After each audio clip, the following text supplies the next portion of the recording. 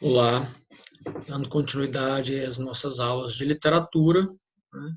Vamos abordar hoje as questões referentes à literatura parnasiana no que diz respeito ao Brasil, né?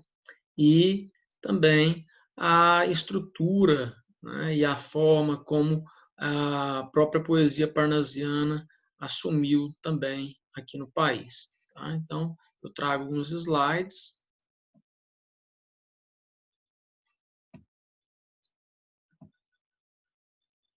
Né, com algumas atividades aqui também, né, sobre as quais nós vamos discutir e comentar. Tá? Então, a questão número 1, a questão tirada ali da Fundação Getúlio Vargas, né, diz o seguinte: assinale a alternativa correta a respeito do parnasianismo.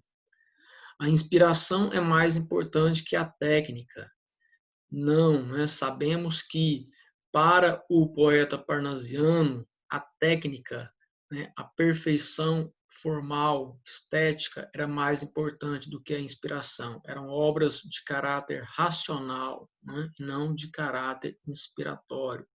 Portanto, a letra B, culto da forma, rigor quanto às regras de versificação, ao ritmo, às rimas ricas ou raras. Portanto, esta é a resposta correta. Né?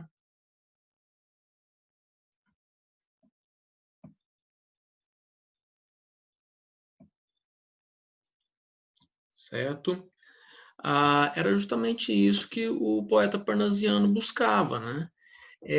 Cultuar a forma do poema, né? Muito mais do que qualquer outra coisa. É a ideia da arte pela arte, né? Em detrimento aí aos modelos de inspiração romântica, né? Então, a letra C também não poderia. O nome do movimento vem de um poema de Raimundo Correia. Não, a gente sabe que o nome do movimento vem de Parnassus, né, que era um monte fictício, né, que ficava lá na Grécia. Né, e também devido à própria publicação francesa, né, no qual os poemas saíram primeiramente, chamado Le Parnasse Contemporain. Né? A letra D, sua poesia é marcada pelo sentimentalismo, justamente o contrário disso, sua poesia é marcada pela impassibilidade. Né? No Brasil, o parnasianismo conviveu com o barroco. Não, são movimentos totalmente distintos, né? Tanto em temática quanto na questão temporal. Né? Enquanto o barroco aconteceu no final do século XIX, aliás, o parnasianismo aconteceu no final do século XIX, o barroco ele tem o seu início em 1601, né, já no século, então, 17. Vamos lá para a questão de número 2, né, questão da UFRS, né, no Rio Grande do Sul. Com relação ao parnasianismo, são feitas as seguintes afirmações. Número 1, pode ser considerado um movimento antirromântico, pelo fato de retomar muitos dos aspectos do racionalismo clássico. Perfeitamente. Ele é, sim, um movimento antirromântico, né? Ou seja, ele estava ali justamente para se opor ao romantismo, né? E também ele vai retomar esses aspectos, né, do racionalismo clássico. Aí, quando fala de clássico, né, diz respeito à antiguidade clássica ou até mesmo ao classicismo, né, acontecido ali nos anos de 1500, mais ou menos, né, com as obras, sobretudo, de Luís Vaz de Camões. 2. Apresenta características que contrastam com o esteticismo e o culto da forma. É justamente o contrário disso aqui, né? Não contrastam, né? Pelo contrário, né? Elas corroboram, né, o esteticismo e o culto à forma. Portanto, né, aqui é justamente o contrário disso aí, não é contrastar, é corroborar, ou seja, justificar, né, andar junto ali. O item 3, né, assertiva 3, definiu-se no Brasil com o livro Poesias de Olavo Bilac, que publicado em 1888, perfeitamente, né? O livro Poesias, né, do Olavo Bilac, é quem vai inaugurar o parnasianismo no Brasil. Então, as duas assertivas corretas, né, é a assertiva de número 1 e a assertiva de número 2. Nós vamos encontrar a resposta certa, então, aqui na letra C. Tudo bem? Então, sigamos, né? Questão 3. Temos aqui um poema, né, chamado Mal Secreto. Se a cólera que espuma, a dor que mora nalma e destrói cada ilusão que nasce, tudo o que punge, tudo o que devora o coração, no rosto se estampasse. Se eu pudesse, o espírito que chora, ver através da máscara da face, quanta gente, talvez, que inveja agora nos causa, então piedade nos causasse. Quanta gente que ri, talvez consigo guarda um atroz recôndito inimigo, como invisível chaga cancerosa. Quanta gente que ri, talvez existe, cuja ventura única consiste em parecer aos outros venturosa. É um poema, então, aqui do Raimundo Correia, né? E a proposta do exercício diz o seguinte: coerente, né, com as ideias parnasianas de cuidado formal e racionalidade na condução temática, o soneto de Raimundo Correia reflete sobre a forma como as emoções do indivíduo são julgadas na sociedade.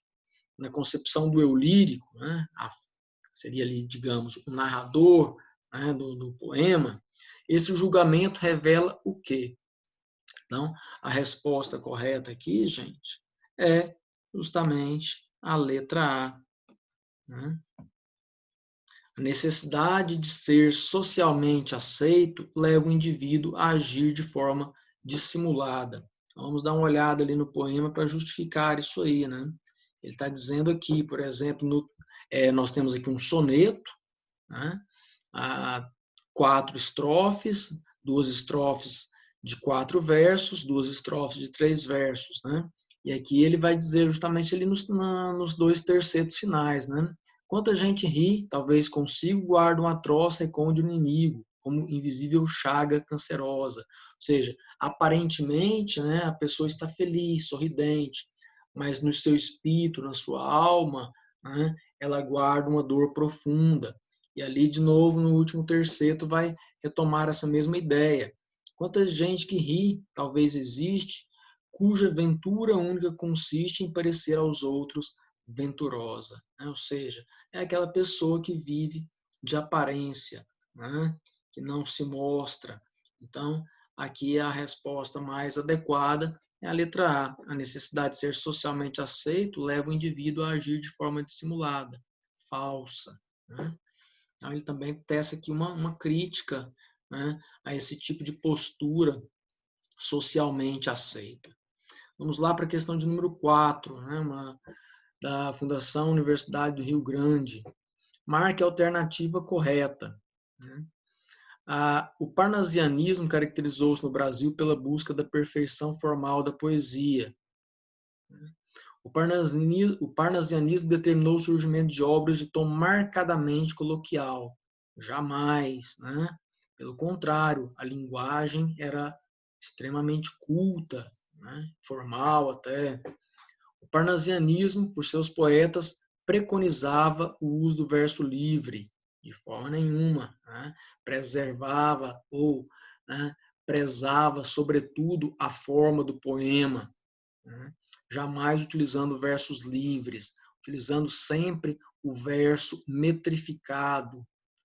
O parnasianismo brasileiro deu ênfase ao experimentalismo formal, de forma nenhuma, né? Pelo contrário, ele vai ser um movimento calcado na tradição. Nós acabamos de ver aqui o poema anterior, né? Sendo ele um soneto, né? Não é um poema de experimentação, pelo contrário, é um poema de estrutura fixa. O parnasianismo foi o responsável pela afirmação de uma poesia de caráter sugestivo e musical. Não, nós estamos falando aqui, né, poesia de caráter sugestivo e musical, será justamente o movimento que vai vir após aí o parnasianismo, no caso, o simbolismo. Então, a resposta correta é a letra A. Né? O parnasianismo caracterizou-se no Brasil pela busca da perfeição formal da poesia. Né? Lembrar sempre disso, o parnasianismo está muito atrelado à questão da forma do poema. Né? Questão 5. Assinale a alternativa que tem apenas características do parnasianismo. Culto da forma, sim. Objetivismo, sim. Predomínio dos elementos da natureza, não. Né? Há descrições até da natureza, mas não no sentido de predominância. Preocupação com a forma, sim. Com a técnica e com a métrica, presença de rimas ricas, raras e preciosas. Então, esta alternativa apresenta, sim, todas características, né, pertencentes, então, ao parnasianismo. Na letra C, presença do sentimentalismo. Aqui já cai por terra, pelo contrário, né? Um distanciamento desse sentimentalismo. Teoria da arte pela arte, ali na letra D. Sim. Métrica perfeita, também. Busca do nacionalismo não era o interesse primordial do poeta parnasiano. Né? Embora há momentos em que esse nacionalismo vai aparecer, mas não era a busca por ele a principal característica. Sexualidade, hereditariedade e meio ambiente. Nós temos características aqui do realismo e naturalismo. Tá? E não do parnasianismo. Então, a resposta certa das 5 é a letra B. Questão de número 6, a Mackenzie, né? Não caracteriza a estética parnasiana. Oposição aos românticos e distanciamento das preocupações sociais dos realistas. Perfeitamente, isso sim faz parte, né, da estética parnasiana. Objetividade advinda do espírito cientificista e o culto da forma também faz parte da estética parnasiana. Obsessão pelo adorno e contenção lírica também faz parte da característica e da estética parnasiana. Né? O que é o adorno? É o enfeite, enfeitar, né? a poesia ali, a contenção lírica, ou seja, contenção das emoções. Letra D, a perfeição formal na rima, no ritmo, no metro e volta aos motivos clássicos. Perfeitamente, todas essas características fazem sim parte do parnasianismo. Exaltação do eu e fuga da realidade presente.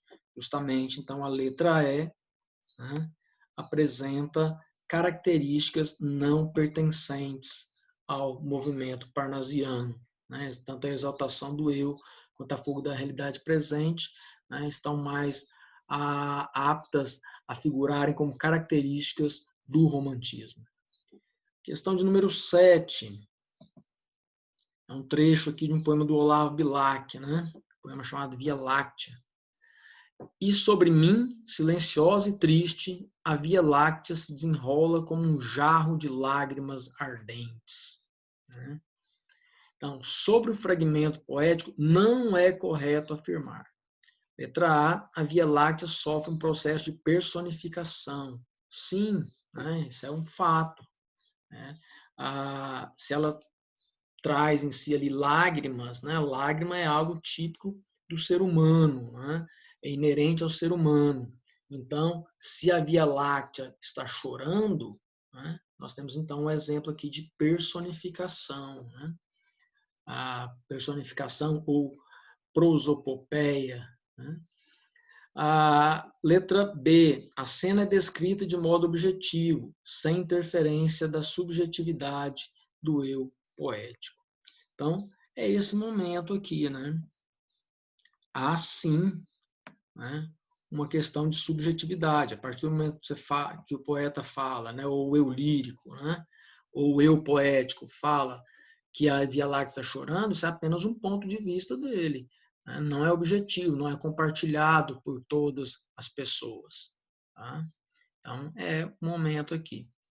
A opção pelos sintagmas desenrola Aliás, a opção pelo sintagmas desenrola e jarro de lágrimas ardentes visa a presentificar o movimento dos astros. Correto. Né? Há predomínio de linguagem figurada e descritiva também, né? A linguagem figurada, aí que não é no sentido literal da palavra, né? E descritiva também, né? Ele está descrevendo aí o ponto de vista dele a partir da Via Láctea. A visão de mundo melancólica do emissor da mensagem se projeta sobre o objeto poetizado. Perfeitamente também. Né? Então, só não é correto afirmar sobre o poema, né? A cena é descrita de modo objetivo, sem interferência da subjetividade do eu poético. Assim, né? Essa subjetividade, embora não fosse o objetivo, né? Dos poetas parnasianos. Certo? Então, dando sequência aí à nossa correção, aos nossos comentários, a questão de número 8, enfocando os temas e as atitudes parnasianos. Né? Letra A poesia parnasiana é alienada, no sentido de que ignora as questões que não sejam essencialmente estéticas. Letra B, há um acentuado desprezo pela plebe e pelas aspirações populares. Letra C, o artesanato poético é sua principal preocupação. E letra D, os parnasianos diferem da atitude impassível e antissentimental dos realistas. É uma poesia de elaboração fruto do esforço intelectual. A resposta correta aqui, gente, é a letra D. Tá? Os parnasianos diferem da atitude impassível e antissentimental dos realistas. Certo? Vamos lá. 9. Ainda quanto a estes temas e atitudes, existe uma preferência pelos temas universais, objetivos. Ao fazer a fixação das cenas históricas, o poeta coloca-se ao lado dos anseios de sua época. A mitologia é revalorizada. Filosoficamente, os parnasianos são pessimistas. Bem não, né? Não também. Eles não, esse tipo de situação não aparecia na poesia parnasiana, né? Eles eram, na verdade, indiferentes, né? Tudo mais ali faz parte, tanto na questão 8, né, quanto na questão 9, de temas e atitudes meramente parnasianas. Os únicos momentos em que não aparece essa presença temática e em termos de atitude é tanto na letra D, na 8, quanto na letra D também, na questão 9.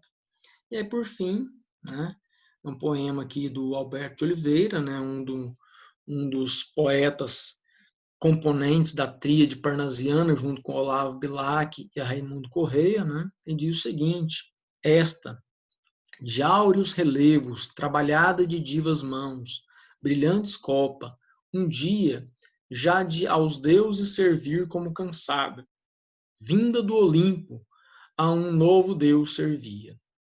Era o poeta de Teos que a suspendia.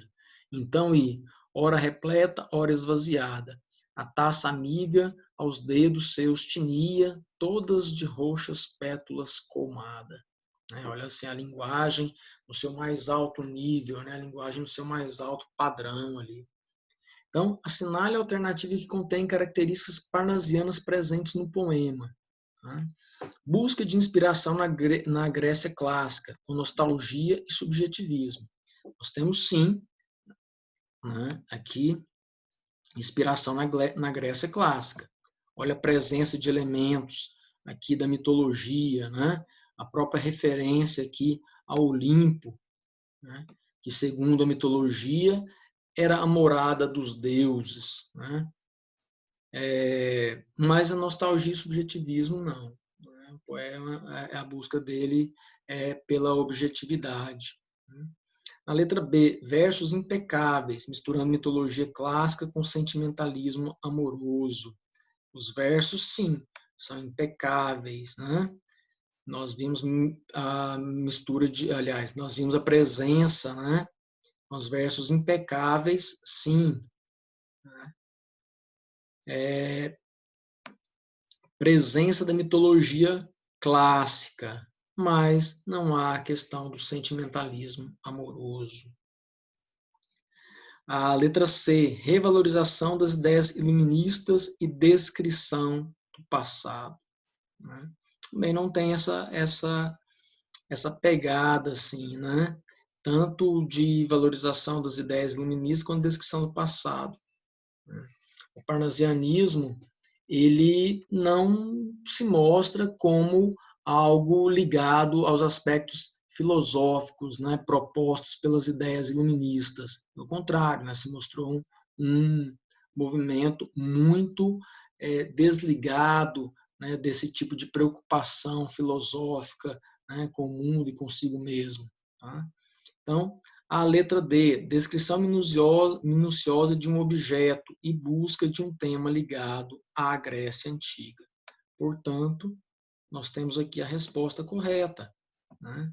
A letra D, descrição minuciosa de um objeto e busca de um tema ligado à Grécia Antiga. E, por fim, vocabulário preciosíssimo de forte ardor sexual.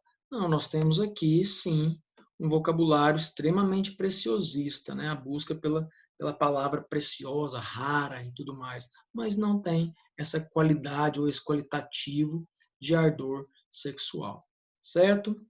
Então, nós encerramos por aqui os nossos comentários, tá?